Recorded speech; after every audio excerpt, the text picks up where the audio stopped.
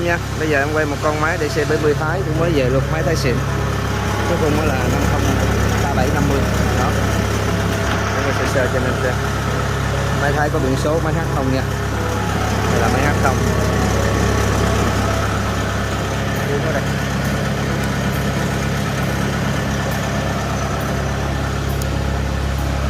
Chưa có lập hàm nha anh em. Hàm còn nguyên si. Biển số là 1396. Đó. Rồi đang quay dẫn chứng.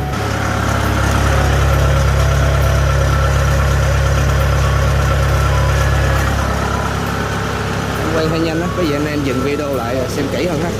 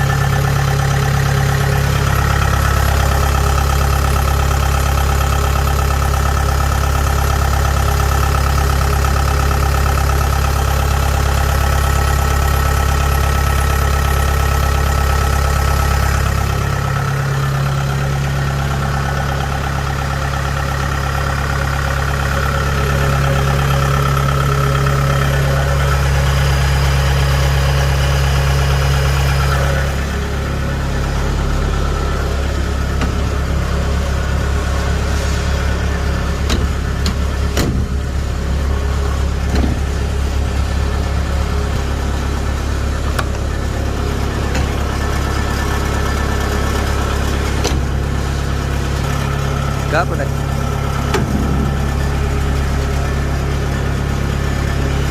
Rất là con đẹp.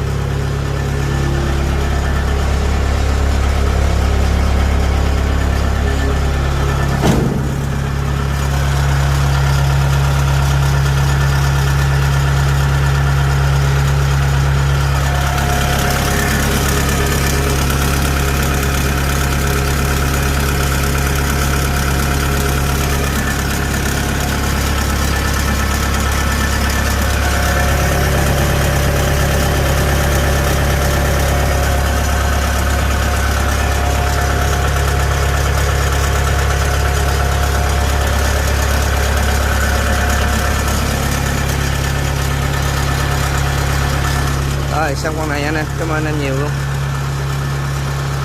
Đây là cái địa chỉ của công ty mình ha, là ở 167 quốc lộ 53, huyện Long Hồ, tỉnh Vĩnh Long ha. Cả nhà có số điện thoại. Thì công ty mình thì cách bệnh viện đa khoa khoảng chừng 800 m ha. Phía bên đó tòa nhà trắng trắng thì xa xa kìa ha.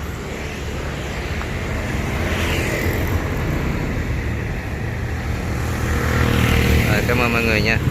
Ê, 2 container chứ của máy gạch và điện hợp có tổng cộng 6 chiếc á. Máy này chất lượng 90% hết nha. Để bây giờ mình chuẩn bị xuống máy xong rồi mình sẽ quay từng chiếc cho mọi người xem ha. Rồi, cảm ơn mọi người nha.